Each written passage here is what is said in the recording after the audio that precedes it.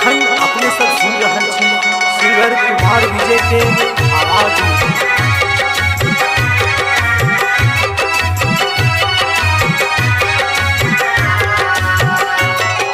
उजाला म्यूजिक राघोपुर सकरी। हमरा बड़ निक लगैया हो, हमरा बड़ निक लगैया अहाँ केर बात सुनू सुनू ये सजनी, अहाँ छी झकास सुनू सुनू ये सजनी, अहाँ छी झकास सुनू सुनू ये सजनी।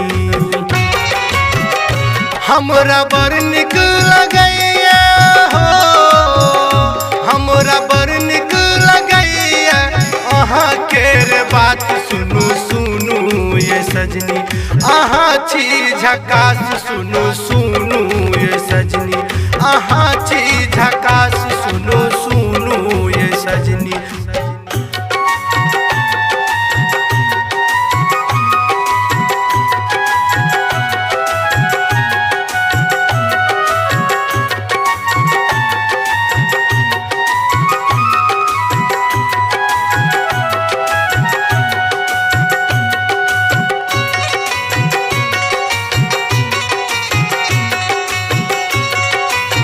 उजाला म्यूजिक राघोपुर सकरी। कतऽ सँ सिखलौ अहाँ मुस्की मुस्कानिए, कतऽ सँ सिखलौ अहाँ हिरनी सन चालिए,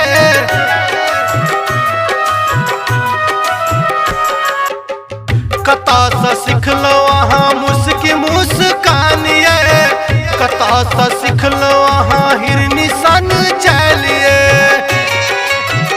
अहाँ के माथो के बिंदिया हो, अहाँ के माथो के बिंदिया बनाबै हताश सुनू सुनू ये सजनी, अहाँ छी झकास सुनू सुनू ये सजनी, अहाँ छी झकास सुनू सुनू ये सजनी।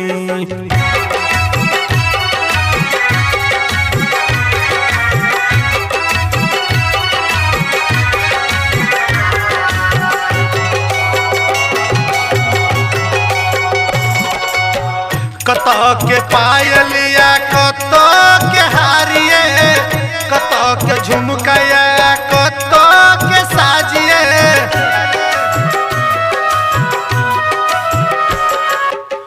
कतऽ के पायल या कतऽ के हारिए, कतऽ के झुमका या कतऽ के साजिए। अहाँ के आँखि के काजर हो, अहाँ के आँखि के काजर उड़ाबे परान सुनू सुनू ये सजनी, अहाँ छी झकास सुनू सुनू ये सजनी, अहाँ छी झकास सुनू सुनू ये सजनी।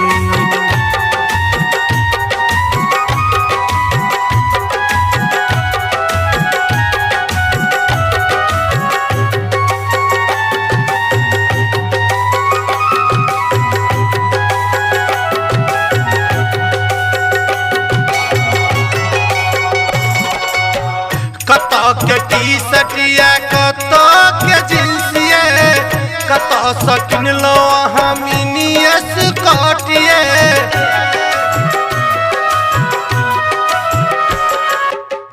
कतऽ के टी शर्ट या कतऽ के जींसिए, कतऽ सँ किनलौ अहाँ मिनी स्कर्टिए। अहाँ का चाँद सन मुखरा हो,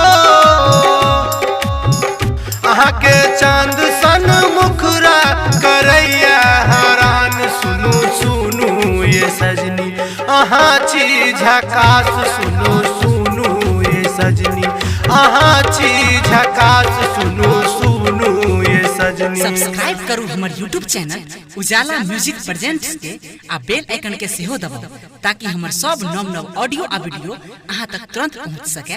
धन्यवाद।